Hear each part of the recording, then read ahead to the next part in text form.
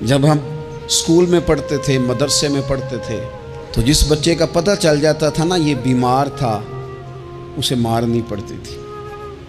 جس کا پتہ چل جاتا تھا نا کہ اس کے گھر میں کوئی پریشانی آ گئی تھی، اسے مارنی پڑتی تھی۔ غصہ دلانے والی بات یہ ہوتی تھی کہ گھر والے کہتے تھے کہ ہم نے تو بھیجا تھا، صبح تیار کر کے بیگ دے کے اس کو روانہ کیا تھا، اور جب پتہ چلتا تھا نا کہ یہ آیا نہیں، وہاں بیٹھ کر وقت گزارا، وہاں بیٹھ کر وقت گزارا۔ اب یہ وہ مسئلہ تھا کہ استاد اس پر یوں ہوتا تھا کہ جس طرح وہ پورے جلال میں آ گئے۔ اس بات نے انہیں اتنا غصہ دلا، وہ تو بیٹھا رہا، جان بوجھ کے نہیں آیا۔ اس کو شدید مار پڑتی تھی۔ جب ہم بڑے ہوئے، کتاب و سنت کو دیکھا تو کچھ چیزیں عجیب سی سمجھ میں آئیں۔ سیاستہ میں حدیث موجود ہے کہ صحابہ کرام علیہم رضوان فرماتے ہیں کہ ایک جنگ کا موقع تھا، تو وہ رستے بڑے سخت تھے، دشوار گزار گھاٹیاں تھیں، بڑی مشکل سے ہم نے وہ راہیں طے کی۔ ہمیں لگا کہ اس جہاد پر ہمیں بہت اجر ملے گا، اور پھر ہمارے دلوں میں یہ بھی خیال آتا تھا کہ فلاں فلاں فلاں فلاں تو صحابی آئے نہیں، وہ تو گھر میں رہے۔ اللہ کے محبوب صلی اللہ تعالیٰ علیہ وسلم نے ہمارے ان خیالات کو بھانپا اور کریم فرمانے لگے تمہیں اس جہاد پر بڑا اجر ملے گا، لیکن یاد رکھنا تمہارے کچھ بھائی ہیں جو گھروں میں بیٹھے ہیں، مجبوریوں نے، آزمائشوں نے، پریشانیوں نے، عذر نے انہیں آنے نہیں دیا۔ جتنا تمہیں صبر کر کے، مشقت جھیل کے، سفر کر کے جہاد کا ثواب ملے گا، اتنا ہی انہیں گھر بیٹھے بیٹھے بھی ثواب ملے گا۔ آئے نہیں، یہ کس بندے کا معاملہ ہے جو عذر والا ہے؟ اور اگر کسی کے اجتہاد میں غفلت ہو گئی، حضرت کعب بن مالک رضی اللہ تعالیٰ، یہ بھی صحیح بخاری میں، کل چلا جاؤں گا، حضور تو جہاد پہ چلے گئے لیکن اجتہاد میں غفلت ہو گئی، کل چلا جاؤں گا، پرسوں جاؤں گا، ترسوں، فرماتے میں جا ہی نہیں سکا، حضور واپس آ گئے۔ جن منافقوں نے جھوٹ بولے جا کے کہ یہ مسئلہ ہو گیا تھا، یہ مسئلہ ہو گیا تھا، ان کو تو مل گئی معافی، لیکن میں چونکہ مخلصین میں سے تھا خدا کے فضل سے، اور ہو گئی تھی غفلت، 50 دن نبی کریم مجھ سے ناراض رہے۔ 50 دن اللہ کے لیے کہ تو رب کے رستے میں جہاد کرنے نہیں آیا، 50 دن حضور ناراض رہے۔ فرماتے تھے مدینے کی گلیاں میری تھیں، سب میرے اپنے تھے، پر کریم جو ناراض تھے تو کوئی پھر سلام بھی نہیں لیتا تھا۔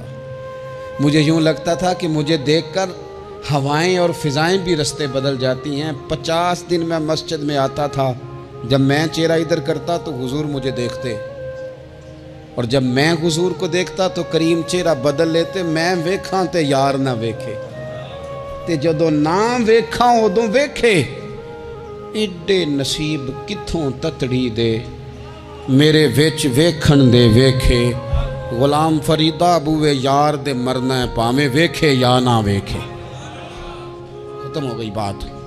حضرت کعب بن مالک کہتے ہیں 50 دن کے بعد پھر رب کریم نے میری توبہ قبول کی، اور مدینے والے رسول نے اعلان فرمایا جو عذر کی وجہ سے نہیں جا سکے، مجبوری سے، انہیں گھر بیٹھے بیٹھے ثواب ہے، لیکن جن کے اجتہاد میں غفلت ہوئی، سمجھنے میں غفلت ہوئی، کل پرسوں ترسوں چلے جائیں گے، ان سے 50 دنوں کی ناراضگی ہے۔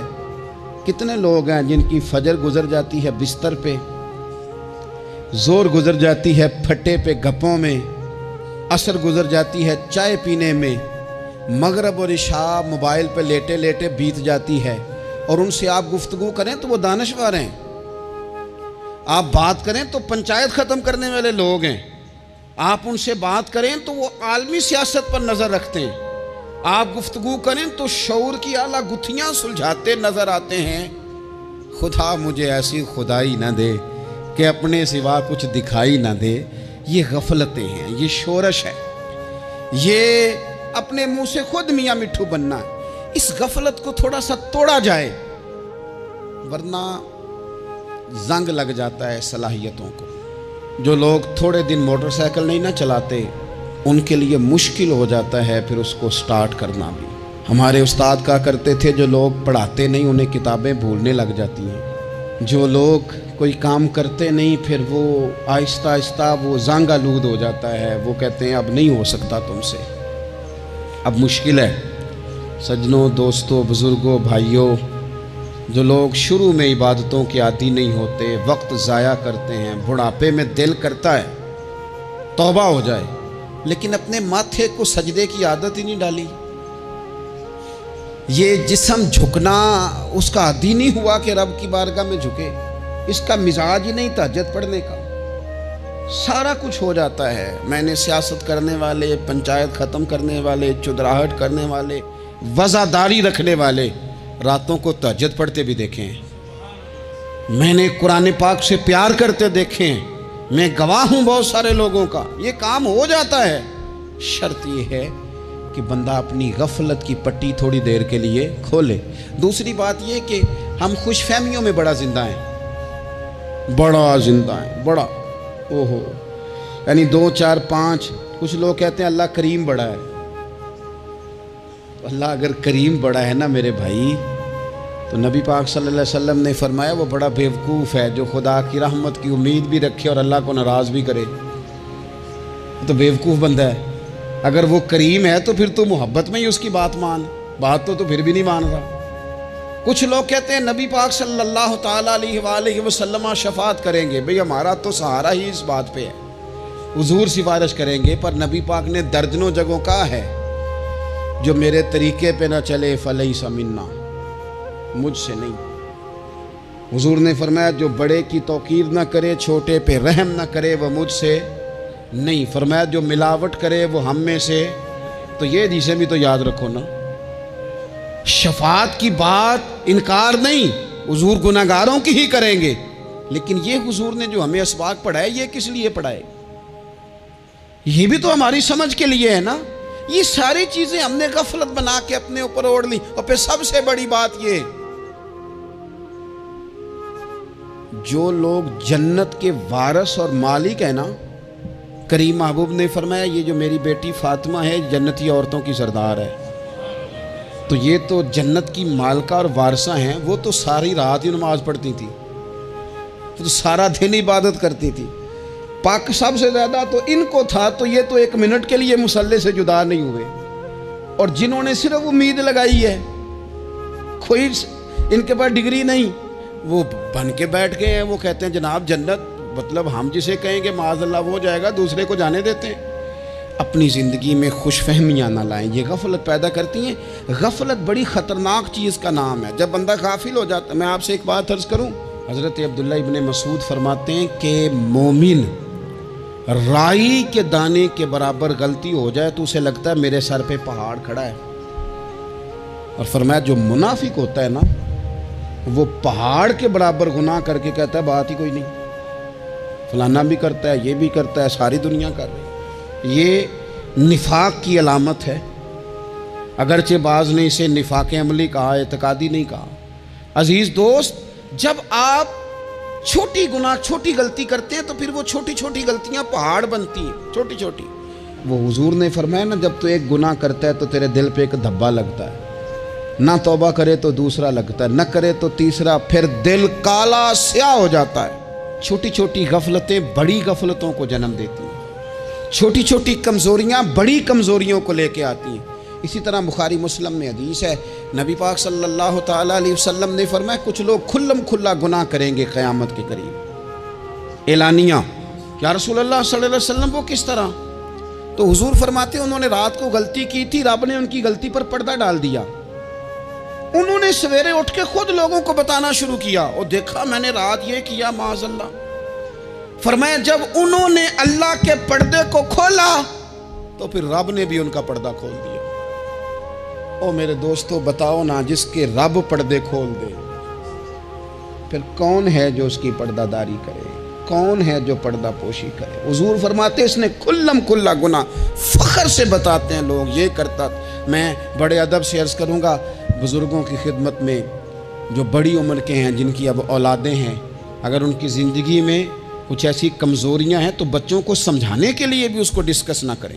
ہم یہ کرتے تھے، ہم یہ کرتے تھے، اس کا کوئی فائدہ نہیں، یہ ہم کر کے دیکھا ہے سارا کچھ۔ نہ نہ نہ نہ، جس طرح گناہ ہے اس طرح گناہ کا اظہار بھی گناہ ہے۔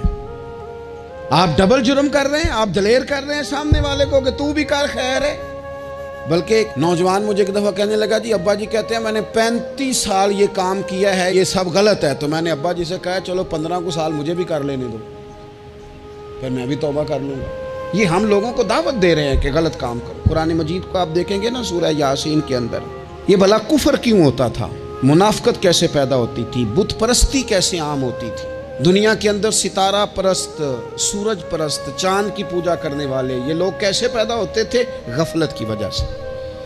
جیسے جیسے یہ اللہ کی بارگاہ سے دور ہوتے جاتے، یہ مختلف قسم کی عبادتوں میں، شرک میں، کفر میں مبتلا ہوتے جاتے. قرآن مجید سورہ یاسین کے اندر ارشاد فرماتا ہے کہ اللہ تبارک و تعالیٰ نے قرآن مجید کو اس لیے اتارا ہے لِتُنذِرَ قَوْمًا مَا أُنذِرَ آبَاؤُهُمْ، تاکہ آپ ان لوگوں کو ڈرائیں جن کے باپ دادا کو نہیں ڈرایا گیا. اور نتیجہ کیا ہوا؟ فَهُمْ غَافِلُونَ، وہ لوگ غفلت میں چلے گئے. ڈرایا نہیں گیا، سمجھایا نہیں گیا، کسی نے سبق نہیں پڑھایا. تو میں آپ سب سے گزارش کروں گا کہ خیر کی بات بتاتے رہیں، خیر کی بات کہتے رہیں. خیر کی بات جو ہوتی ہے یہ فائدہ کرتی ہے ہمیشہ. تو غفلتیں اپنی دور کرنی چاہیے.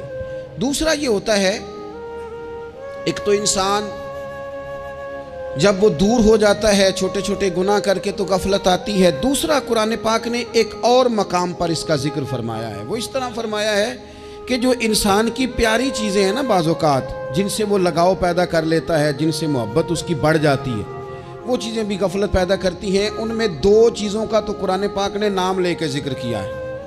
ویسے وہ ڈھیر ساری چیزیں ہیں، 1 2 3 نہیں. سیاست بھی بندے کو غافل کرتی ہے، دوستوں کی کثرت بھی بندے کو غافل کرتی ہے، کھیل تماشا بھی غافل کرتا ہے، پیسے زیادہ آنے لگ جائیں تو وہ بھی بندے کو غافل کرتے ہیں، تعریف کرنے والے زیادہ ہو جائیں تو وہ بھی غفلت میں مبتلا کر دیتے ہیں. بندہ کسی کرسی پہ بیٹھ جائے تو پھر بھی ادھر ادھر دیکھنے کو تیار نہیں ہوتا. یہ ساری چیزیں غافل کرتی ہیں.